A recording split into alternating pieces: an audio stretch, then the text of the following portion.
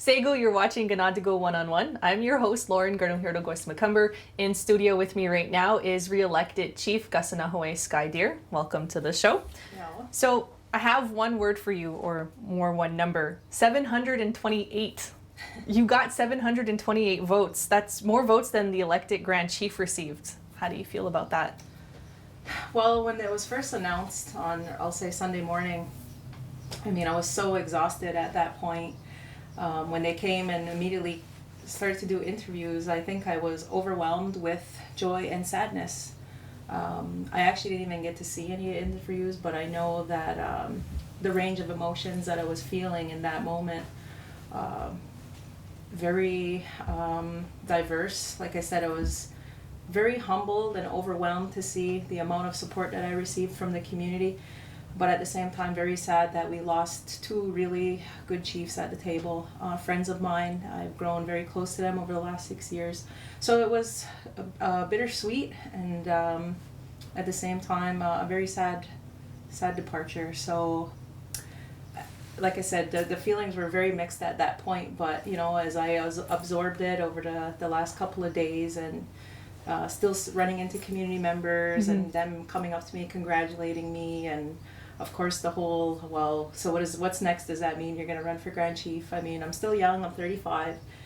I feel I still have a lot of learning and growing to do before stepping into that role, but I definitely think I would be up to the challenge for it one day.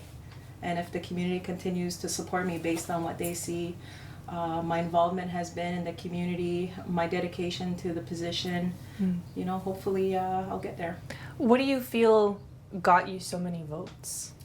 I think a number of things. I know a lot of people have been saying, do you think the membership hurt you or pushed the numbers ahead? I mean, I'd like to think that I offer more to the community than just my role on that specific portfolio. I think just showing the kind of person that I am. I'm well-spoken. I feel I have a good head on my shoulders. The range of educational background that I have definitely plays a role in being able to be a good speaker. The family that I come from, you know, just my name, Kahsennenhawe, she who holds the name. I hold Sky, Deer, Thomas, Jacob's families. I've been raised with good values, principles. I value people's opinions. I respect people's opinions. I come from a Catholic/traditional family, so I know the community and how we can be divided by religion and political affiliation and all that. So just seeing people for who they are, what they believe, and not having any judgment. And what else do I think contributed? Just me being me. You know, I've said before, the position hasn't gotten to my head.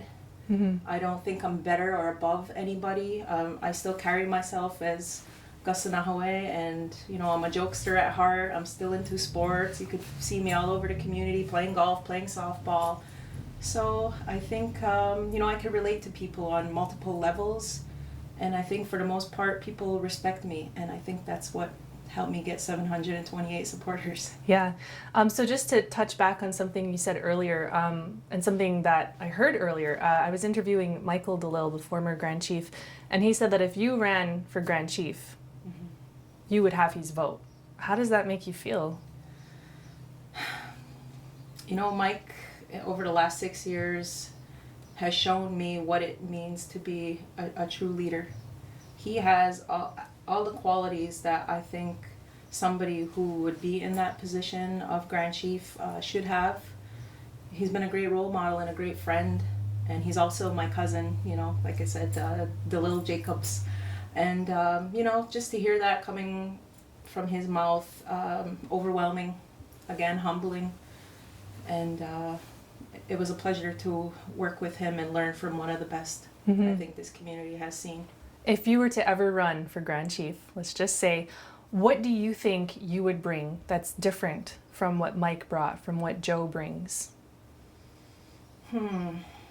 Well, as I mentioned before, coming from two families that are very diverse in thinking and philosophies, Ultimately, I think what makes us who we are is our link to our ancestors and being Ganyak Gahaga, and this whole concept notion of traditional government.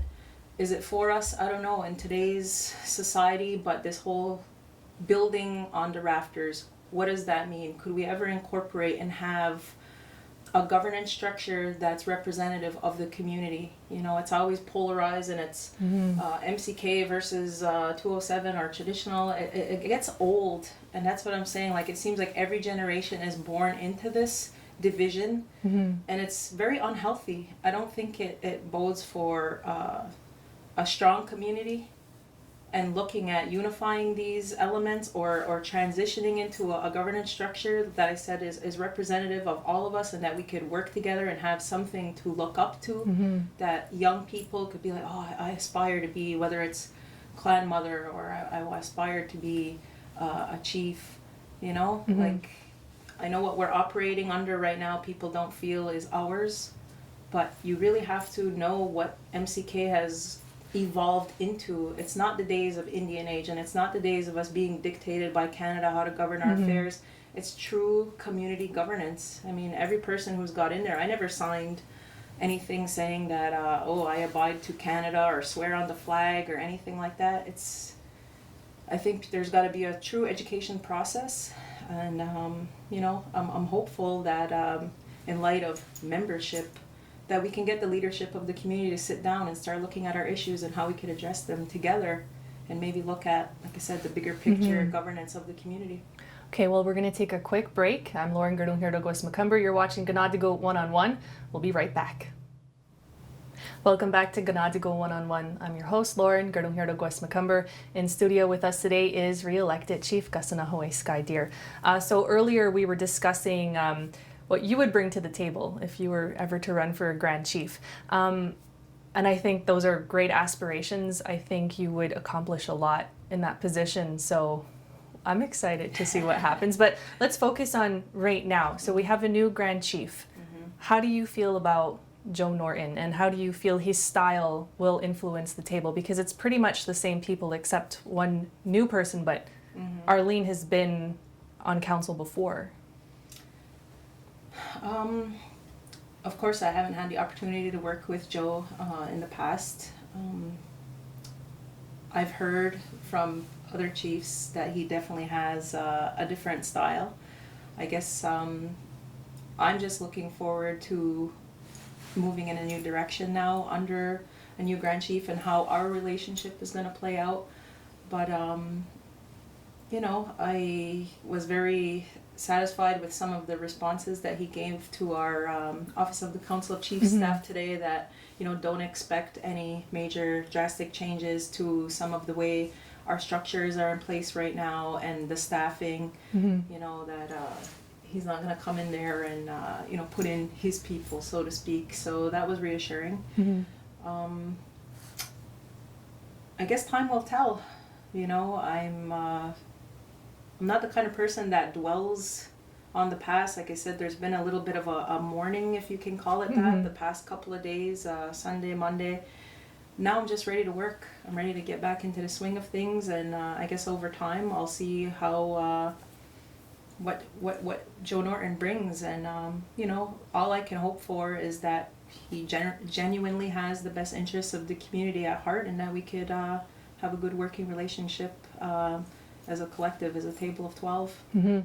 That's something else. There's 5 women sitting on the council table. I believe that's a first. Yep. How do you think that might influence the decision-making process? Do you think it'll be any different?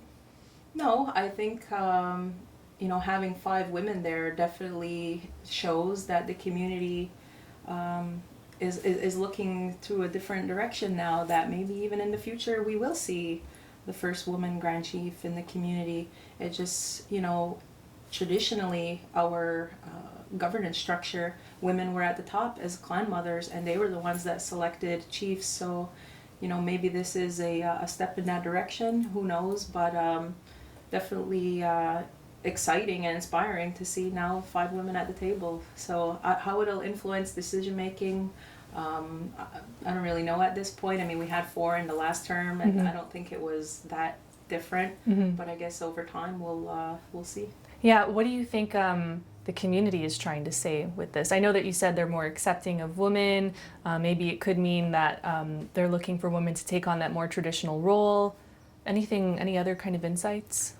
Well, you know, over the last like 50 years, women have evolved from having that stigma of, you know, belonging in the home and child rearing and all that. So, you know, the more we become educated and empowered to be in positions of authority and power in business, etc., you know, it's just, I guess, comes with the territory and the nature of things and the progression that now we have more women in leadership. So it's great. So what do you want to tackle this year?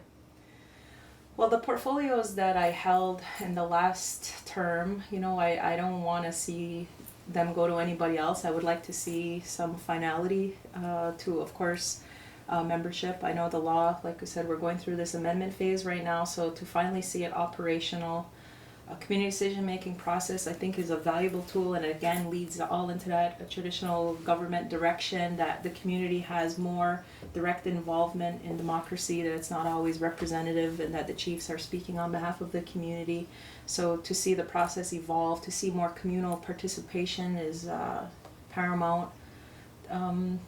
Language and culture, you know, I'm a very strong proponent. I'm always trying to invest in myself to be a better speaker, to know more about our culture, our history, our stories. Those things that, like I said, connects us to our ancestors are so important, because if we lose sight of that and we lose that, then what are we left with? You know, and I would hope other people start to take advantage of the opportunities that are in the community.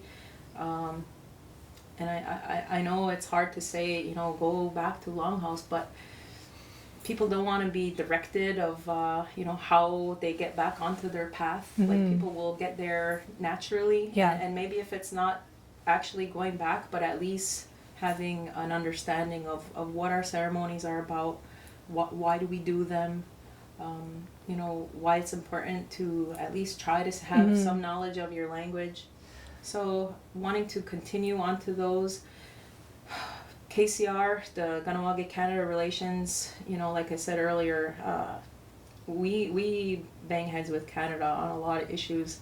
They're not our friends. They're not our bosses. And you know, just trying to assert our jurisdiction in areas like membership and lands, that they've created some problems for us with this whole membership concept.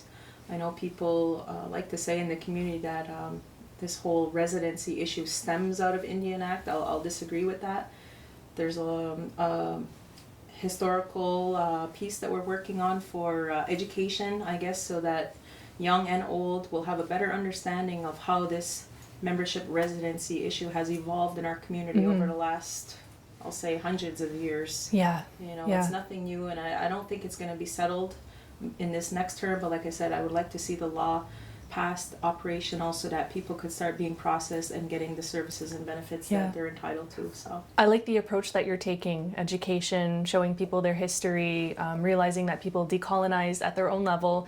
I'm really looking forward to the work that you do this year, or not this year, but the next term, the next 3 years. And congratulations again. thank you very much. Nyawat go everyone for watching. This is Kaná to Go One-on-One. I'm Lauren Gardung-Hirdo Guesmacumber, and in studio with us today was re-elected Chief Kahsennenhawe Sky Deer. Nyawat go, Onagiwahi.